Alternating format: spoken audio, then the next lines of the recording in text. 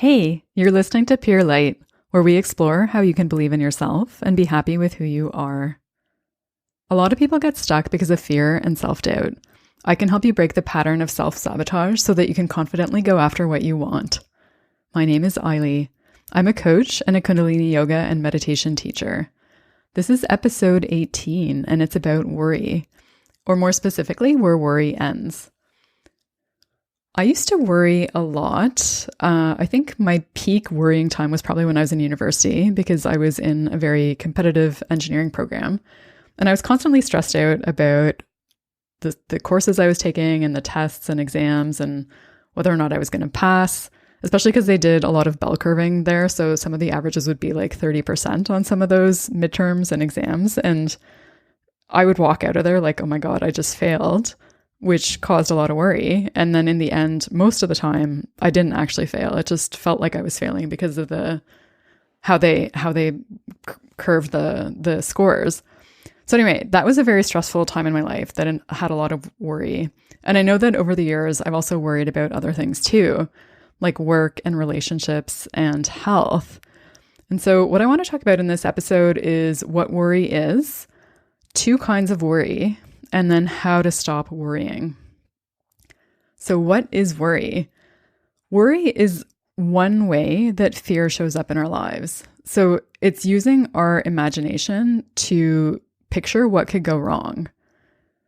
And it's ultimately a mental habit because if you think about it, the mind will always find something to worry about given the opportunity.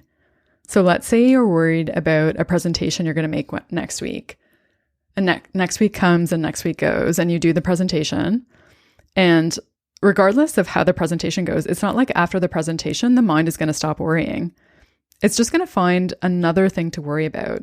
So another object of worry to focus on. And that's what makes it a mental habit. I looked up habit before recording this, and dictionary.com defines it as an acquired behavior pattern regularly followed until it has almost become involuntary. So basically you keep doing it no matter what happens. And I think that can happen really easily with worry, especially if you're in a constant state of stress. So worry is ultimately the fear that things won't go well or that we somehow won't be okay. So there's also an attachment to things turning out a certain way inherent in worry. So there's an attachment to outcomes. We want things to be a certain way, and we think that somehow we won't be okay if they don't go that way. But if you can accept all possible outcomes, there's really no need to worry because it means that things will be okay no matter what happens. And then the worry is just mental activity that's kind of not really serving us. So there's 2 kinds of worry. There's the kind that you can do something about. So you can take action to prevent the thing that you're worried about from happening or from being as bad as it could possibly be. So things like studying for the test or preparing for the presentation. And that kind of worry you should always listen to and act accordingly because that's ultimately in your best interests. And then the other kind of worry is the kind that you can't do anything about. So it's totally beyond your control. So worrying about things like your flight getting delayed or getting stuck in traffic or things where your decisions don't necessarily fuel the outcomes directly because there's so many other inputs to be considered. So I think what we need to remember in terms of stopping worrying is that if you can do something, you should do it. And if you can't do something about whatever you're worried about, the antidote is ultimately trust. So worry ends where trust begins.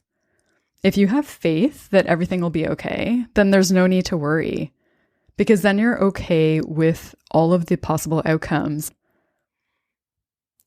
You can use your imagination to fuel anxiety, or you can use it to fuel creativity. So that's one way to think about the habit of worrying. So are you constructively creating something, or are you destructively looking at something and everything that could possibly go wrong? Deepak Chopra had a quote about this. He said, "The best use of imagination is creativity, and the worst use of imagination is anxiety." So if you're worried about something, take action if it's something you can take action on. And if not, take a deep breath and trust that everything will be okay. Doing a regular breathing meditation practice can help. I actually talked about how yogic breathing helped me stop worrying in a previous episode. I'll put a link to that in the show notes, and I'll also put a couple of meditations to help release worry from the mind, as well as a video about how to keep your faith in the universe, because that may also help. Go to purelightpodcast.com and look for episode 18 to find those resources. Thanks so much for listening. Until next time, may you be guided by your light.